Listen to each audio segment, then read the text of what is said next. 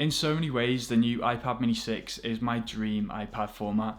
You've got that beautiful 8.3-inch display, compatibility with the second generation of Apple Pencil, and that new A15 Bionic chip, which, if my iPhone is anything to go by, is going to be blazing through anything you throw at an iPad mini. I'm not going to be upgrading, and it's not because of that iPad Pro over there in the corner. It's actually because I still love this iPad mini 5. So the first thing I want to talk about is bezels. It feels like phones, iPads, even computers, we're on this race to just eliminate the bezel entirely. But here's the thing, it's actually quite useful in some circumstances. A lot of the marketing for the iPad mini 6 is going to show people holding the iPad in portrait mode with one hand. But when you're in bed and you're watching a film, or maybe you just want to do some sketching on Procreate, you're actually going to be holding the iPad in landscape mode.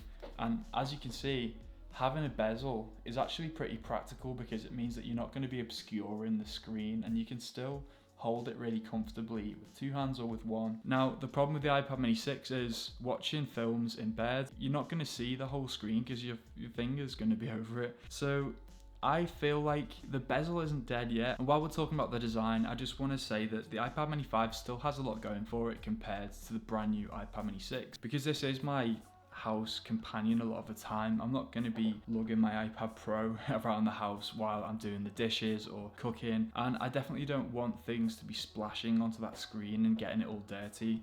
But you know what, with a screen protector on here and having it in a nice little folio case, I don't mind too much if this is in harm's way some of the time. And even when I was painting the house recently, just having it on the stairs while going about my business, listening to an audiobook, it was perfect for that situation, and I can do a bit of DIY without worrying about dropping something on my brand new iPad mini 6 that's super expensive. If you're going to be upgrading from the iPad mini 5 to the iPad mini 6, you're going to have to upgrade your Apple Pencil as well if you're accustomed to using it, and that might not really be worth it because it's an extra £100. And as great as the Apple Pencil 2 is, the iPad mini 6 is still a 60Hz display. So however great your pencil feels on your iPad Pro, which has got that, ProMotion 120Hz display, it's not going to be replicated on the iPad mini 6. Now, I think the iPad mini 5 is actually the perfect format to give to young children to help them learn about technology and,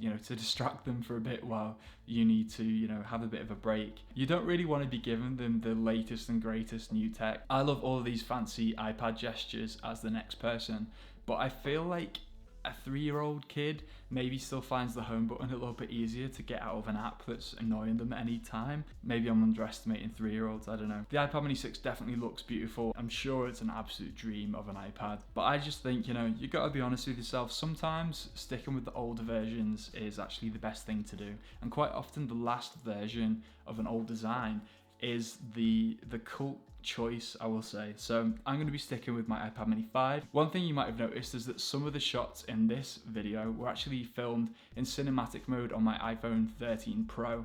So if you want to see my review of that, then check out this video right here, and I'll see you in a bit.